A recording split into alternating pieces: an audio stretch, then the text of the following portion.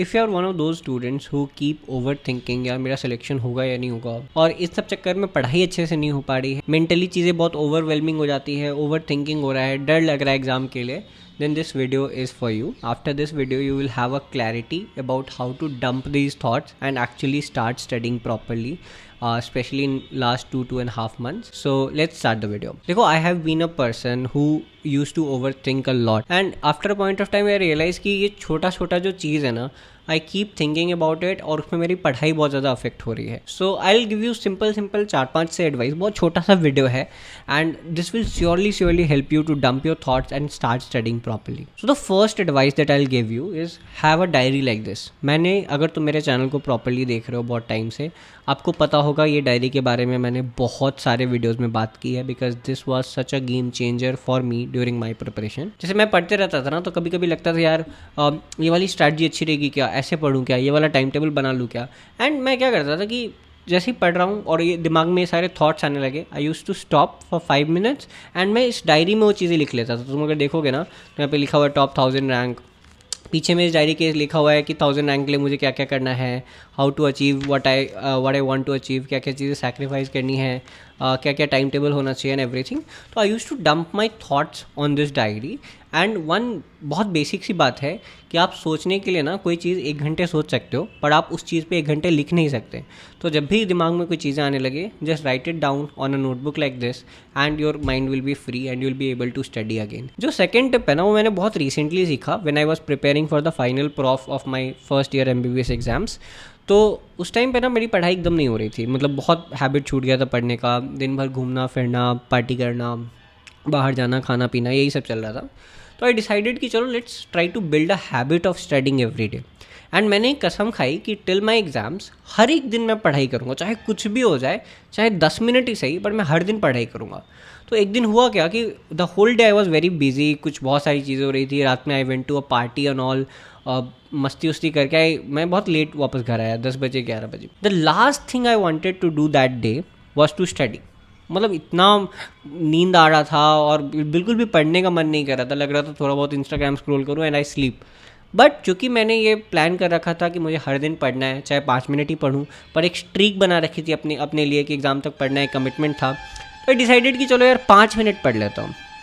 And I start to study 5 minute and trust me, कब 2 घंटे 2.5 घंटे बीते पता नहीं चला. And it was a very productive study session. So this is what happens कि जब भी आप ओवर थिंकिंग करने लगो, पढ़ाई का मन ना करे ना, try to push yourself for 5 minutes. Tell yourself कि बस 1 पेज NCERT पढ़ूंगा, बस 10 MCQ सॉल्व करूँगा, बस 10 मिनट की पढ़ाई करूँगा.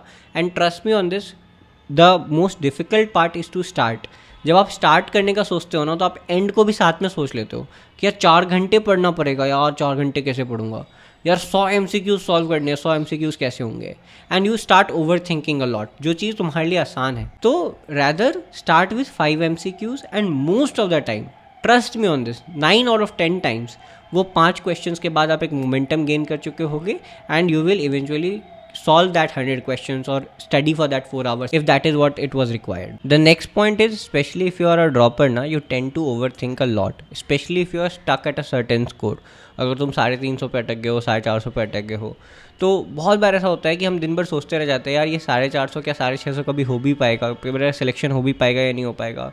आई think the best way to improve your stuck score, like 350 पे स्टक हो तो कैसे उसको 550 पे ले जाए. I think the best thing you can do is to give test papers, analyze your test papers, find out your weak point and fix it. But where do you find all of this?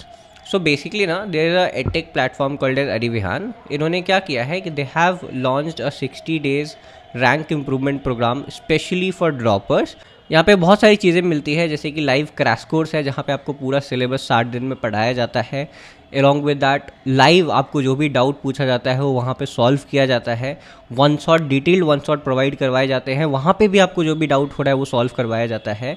But the most exciting feature which will definitely help you is their test part, कि जब आप यहाँ पर test लिखते हो ना, तो इनकी डिटेल टेस्ट एनालिसिस ये बना के देते हैं. वहाँ पे आपकी वीक टॉपिक को आइडेंटिफाई करवा के देते हैं और फिर उस वीक टॉपिक को फिक्स करने के लिए वहाँ पे लेवल वाइज क्वेश्चन प्रैक्टिस भी आपको मिलती है कि लेट्स से आपका जो टॉपिक वीक है वहाँ पे ही आप क्वेश्चन प्रैक्टिस करके उसको तुरंत फिक्स कर सकते हो. And this is the probably easiest way to improve your marks. और Evihan as a edtech platform भी बहुत तेज़ी से ग्रो कर रहा है, बहुत ज़्यादा रिकॉग्नाइज किया जा रहा है। बाकी सारी डिटेल्स मैं आपको डिस्क्रिप्शन में दे दूंगा, एक बार जाके चेक ज़रूर कर लेना। Now the third tip that I would give is also very similar, and ये मैंने अनुज पचेल सर से सीखा, उनके किसी वीडियो में उन्होंने बताया था, this was actually very helpful, कि जब आप अपने सामने बहुत मैक्रो टारगेट्स रख लेते हो ना, तो आपका दिमाग इंटरप्रेट नहीं कर पाता कि ये चीज़ें हो भी पाएंगी नहीं हो पाएंगी, बहुत समय लगेगा, and it is very difficult to actually start. What you have to do is to divide everything into micro target. Let's say अगर आपको जेनेटिक्स पढ़ना है ना, तो सिर्फ ऐसे मत लिखो अपने टू डू लिस्ट में कि today I have to complete genetics. Rather ऐसे लिखो कि जेनेटिक्स में अगर 25 टॉपिक है तो अपने सामने वो 25 टॉपिक्स लिखो और सामने में एक चेक बॉक्स बना लो। Every time you complete one chapter आप उसके सामने टिक करो। इसमें आप बहुत ज़्यादा एक्टिवली इन्वॉल्व होगे, बिकॉज आपके दिमाग को हर 15 मिनट में जब एक टॉपिक खत्म हो रहा है तो एक डोपामिन हिट मिल रहा है कि भाई एक चेक बॉक्स तो हो गया, बस 24 और, एक और हो गया 23 और। सिमिलरली आप अपने आप को पुश कर पाओगे, अदरवाइज आपका ब्रेन 3 घंटे तक कोई रिवॉर्ड सिस्टम के लिए ऑन नहीं हो पाएगा।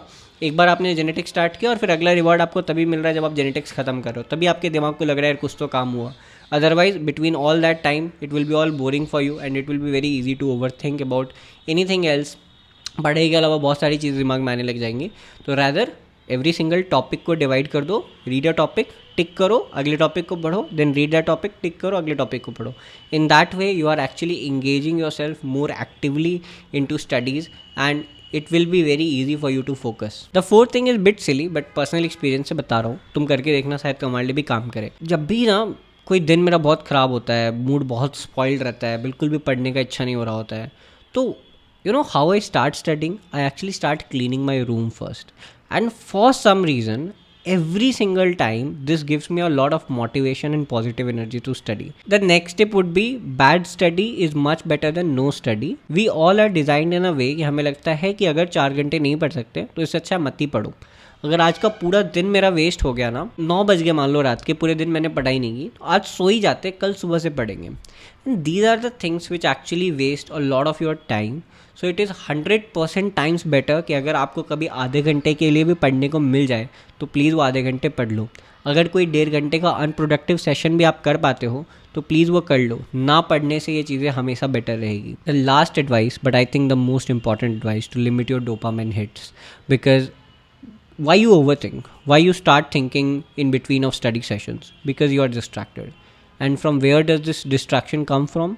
Reels, shorts. These are the things जहाँ पे तुम दिन भर स्क्रॉल कर रहे हो। वही होता है ना, अगर तुम ब्रेन को थोड़ा सा समझने की कोशिश करोगे तो यू रियलाइज़ कि brain works on reward system. तो जब भी कोई चीज़ उस ब्रेन को रिवॉर्ड करेगी, ब्रेन उसके लिए एडिक्टेड हो जाएगा। बीट एनीथिंग, अल्कोहल पियो, पी के तुरंत बहुत अच्छा लगने लगता है, बहुत सारे डोपामिन हिट्स लगने लगते हैं, आदमी को बहुत खुशी का अनुभव होता है। Human get addicted to alcohol, cigarette is something which work similar. उसी प्रकार से reels and shorts are something which work similar. एक रील जो 15 सेकेंड का है आपको बहुत सारी खुशी, बहुत सारा सेटिस्फैक्शन देता है। ऐसा लगता है आपको कि आपने एक काम खत्म कर लिया जब आप एक 15 सेकंड का रील खत्म करते हो। यू स्क्रॉल ऑन और फिर एक 15 सेकंड का एक रील स्टार्ट हो जाता है। तो आपका अटेंशन स्पैन इतना कम हो गया है कि आपका ब्रेन हैबिचुएटेड हो गया है, हर 15 सेकंड पे उसको कुछ तो फील होना चाहिए, कुछ तो रिवॉर्ड लगना चाहिए। तो जब आप एक्चुअली पढ़ने बैठते हो, जहाँ पे आपको 1-1.5 घंटे पढ़ने के बाद ही बेटर फील होता है, 10 मिनट पढ़ने के बाद कुछ फील ही नहीं आता, तो वैसे में आपका ब्रेन हर 10 मिनट के बाद कुछ ना कुछ सोचने लग जाता है। तो for next 2.5 months until you actually crack that exam, please try to limit at least shorts or reels.